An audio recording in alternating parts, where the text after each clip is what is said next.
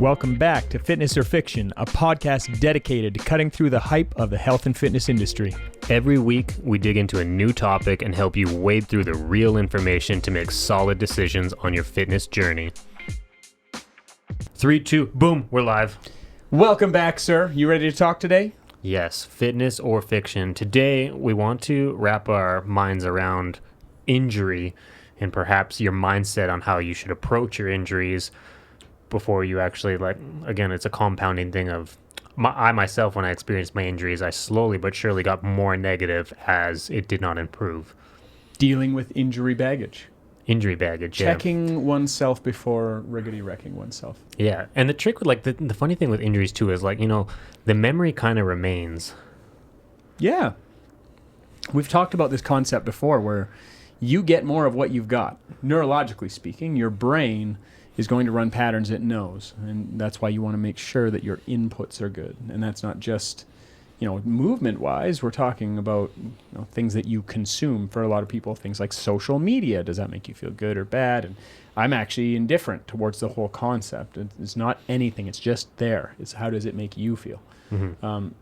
But this is kind of a topic that's near and dear to my heart because you and me have this kind of tie that binds on injury and what it taught us as a personal trainer, not only about exercise and dealing with clients, but also about the process going through it ourselves. Mm-hmm. And for those of you that might not have listened to kind of my story, how I ended up in the fitness industry, it really started out with a really, really annoying back injury that no one could really tell me how to fix. And when I found somebody that could, I was kind of pissed off at how I wouldn't say easy at how straightforward the approach was.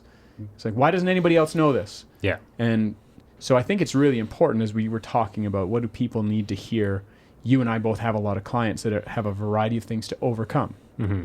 And so getting into this concept of how do I deal with injury? How do I look at what's happening? And how do I avoid the pitfall of learned helplessness? The topic is really learned helplessness. Yeah. My story with my injury was I was always an athlete essentially until I tweaked my back doing some heavy squats that I probably wasn't prepared for, and the injury just remained long term and nobody really seemed to have the answer, like looking at chiropractors, massage therapists, and more experienced trainers. Everyone's approach to it was kind of like, it was a very lighthearted, don't touch it approach, just leave it, don't touch it.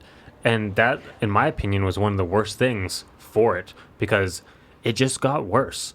My injury specifically, my sciatica pain, the numbness and tingling down my leg, and I would go into the basement and think that I need to foam roll it and use a lacrosse ball and dig into the tissue and stretch it, and it would give me I don't even know if it was giving me relief, maybe just in my brain because I thought I was doing the right things, that I was having a small placebo effect, but I don't think it was helping. I'll tell you, man, having a lacrosse ball in there, that's going to hurt more than it hurts on its own. Yeah, exactly. The old major pain fix.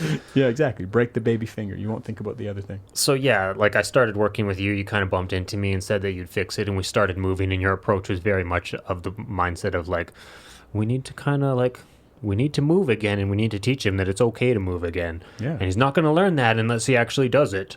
So starting off again with light deadlifts and things like that I was nervous. I'm like, Curtis, this is uncomfortable. And you're like, oh, it's okay. You're in a good position though. Kind of work with it a little bit. You got to have a conversation between the two of you. The 3 words I heard from you all the time were, are you sure? Because you had been dealing with avoidance. And I was like, no, we got to go through this. And It's not going to be we're going to try to crush through a brick wall. I'm looking at having a conversation with that tissue. What can you tolerate? Let's go further. And that was the mindset that my first trainer really helped me with after the car accident and all that. So yeah, getting into this, the concept really is what happens when you rewire your brain into a depth spiral, meaning a negative spiral. Yeah, you get more of what you've got because the cycle is pushing you more that direction. And I think before we talk about the rewiring, how it gets rewired negatively, the regular wiring then in our brain is you're kind of taught that if you do good things and you work hard, good things will happen for you. And if you do bad things and you're mean to people, then bad things will happen to you. So in an exercise approach, to me anyways, how I was thinking of it is, if you're taught this is how you squat, this is how you brace your core, and this is how you lift. And if you do it perfectly all the time, You're all good. It's never going to get hurt. You'll never get tweaked. But the fact of the matter is sometimes like something might slip up, or sometimes like adaptation requires you to push outside of your comfort zone a little bit and actually break a little bit of forward. Like you can't have adaptation without some kind of breakdown. And with that breakdown come like, essentially shit happens and something might slip up and you might deal with some kind of tweak or some kind of injury, even though everything was perfect. Yeah, I think the thing that we're talking about is foundational cause and effect. Like I'm teaching William and Lucas right now. You practice something, you typically get better. And they're not really at the age yet where I need to talk about perfect practice makes perfect. I don't need to get there yet. That's next level. It's more, hey, so you want to be a faster runner, do you? Okay, well, you should probably start by running more. Let's start there. Mm-hmm. And then they say things to you like, it's working. I'm getting faster. You're like, yeah, that's how life works. And this is kind of a foundational cause and effect relationship. And teaching kids how that works is very important because then they understand, well, you want to be good at X, Y, and Z. It's going to take some investment to get there.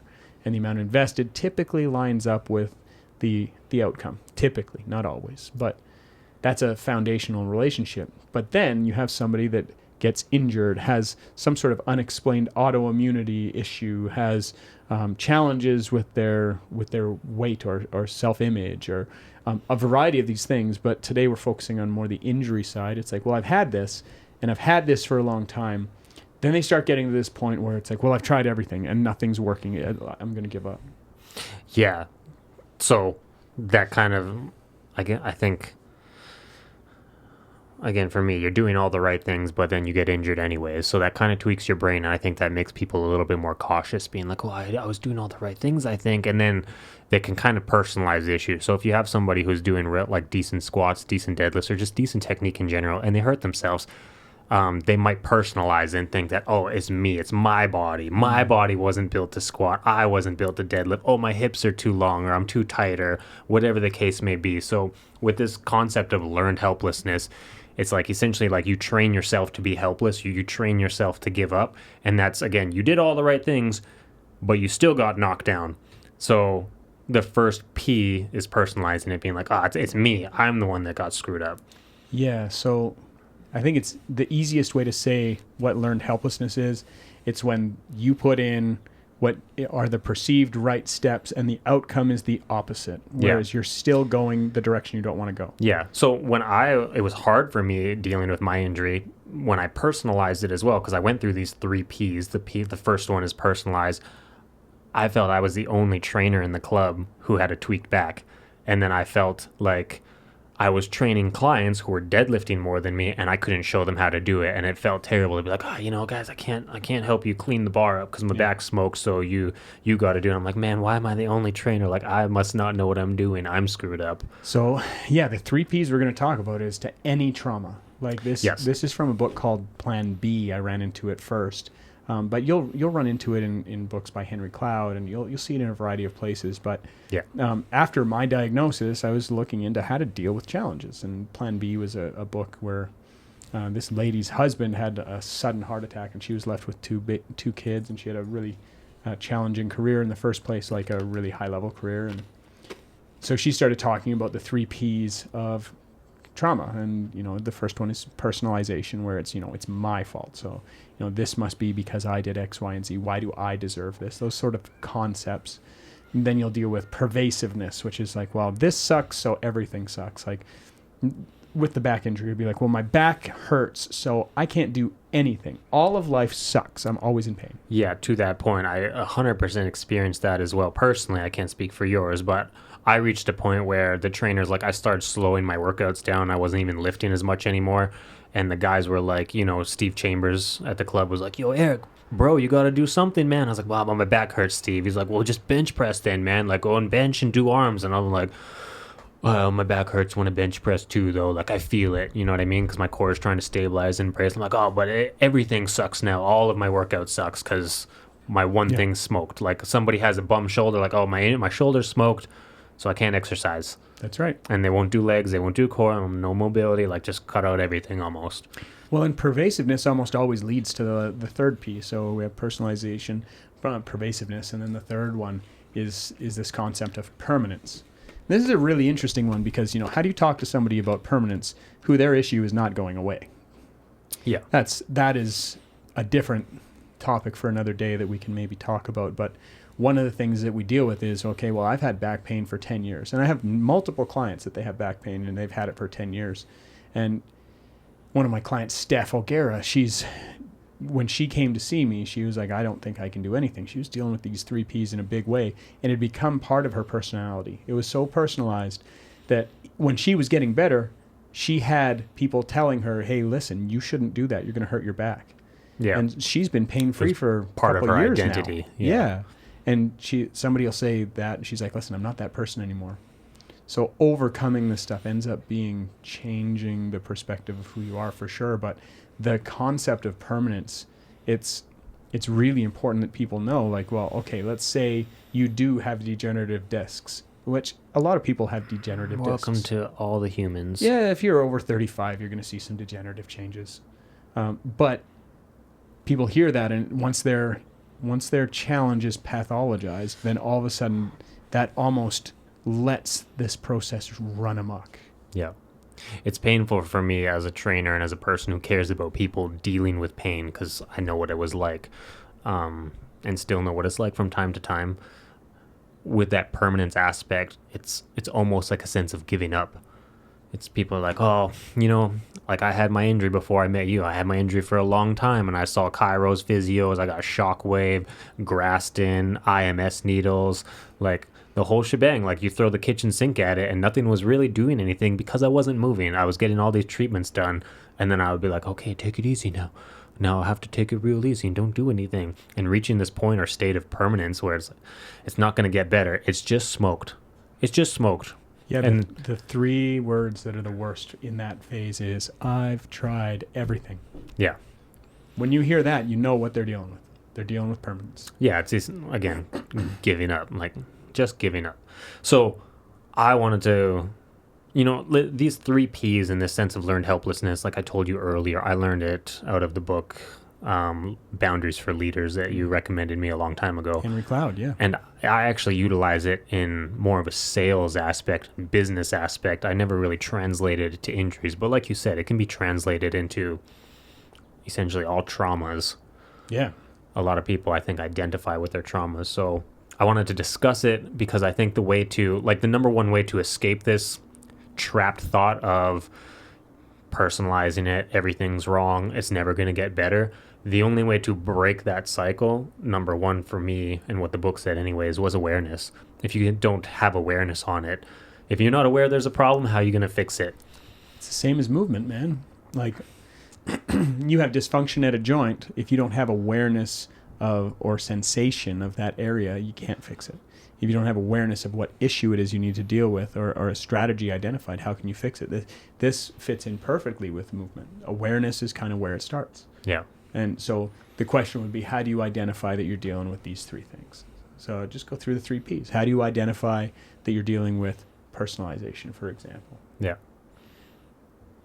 Personalization is going to be when you're starting to have thoughts of yourself. Yeah, that's like this injury transcends the injury. It's now because I deserve it, or because I did something wrong, or because of this. Like, none of that matters. Yeah. Doesn't matter. All of that can be left behind and it can still be dealt with. It's like, okay, so yes, the outcome that you're dealing with right now is pain in your shoulder. You don't need to tell me the structure. That's okay. It's fine. You have pain in the shoulder. Okay. That isn't your fault. It might be something you did, might be something that happened in the past, but for right now, that doesn't help us, so drop it. Who cares? That's what you're dealing with. So what's the next step forward?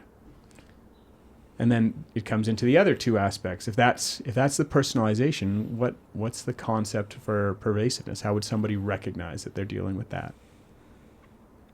I think that's just a general mindset thing to me, because that's a pinnacle of negativity, when pervasiveness being like everything's wrong. As soon as you can like identify or have the that like connection with yourself to be able to have that awareness. For me, it requires meditation or journaling to actually kind of catch negative thoughts, but it's almost like a habit. Like the more you can actually catch and be aware of your own conscious thoughts, the quicker they call that mindfulness. Yeah. Right? Like mindfulness, and that's why meditation has a big kick nowadays, because mindfulness is being aware of your thoughts. So if you can catch yourself being super negative, you can catch it, and again, that awareness of it.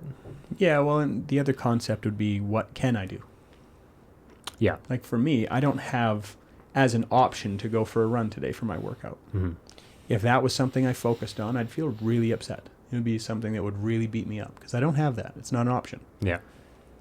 But it's like, well, I have a lot, almost infinite other opportunities that I can utilize. Yeah. And I think probably taking that path is a way better strategy than allowing the pervasiveness of, well, I can't do this, so I can't do anything. Yeah. And that is, I would say, one of the main things that I see loud and clear from people. It's like, well, the doctor said I need to rest. It's like, yeah, listen, take 5 minutes and go on Scholar Google and type up back pain and exercise, and you're going to find out that laying there does you harm.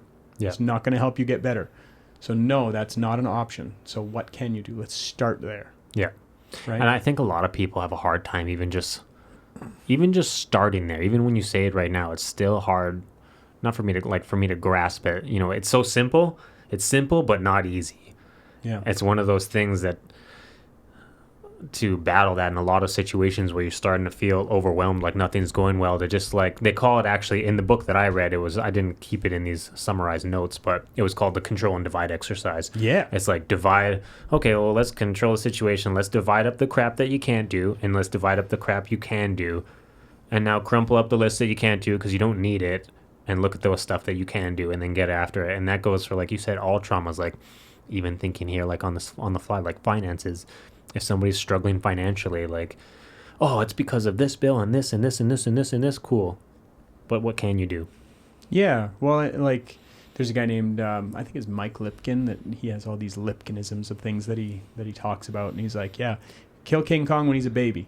It's like, when there's a task, you want to get it done before it becomes a big issue. Yeah. And he has a whole bunch of stuff that he says that makes sense like that. But one of the things that he'd often talk about is you should on yourself.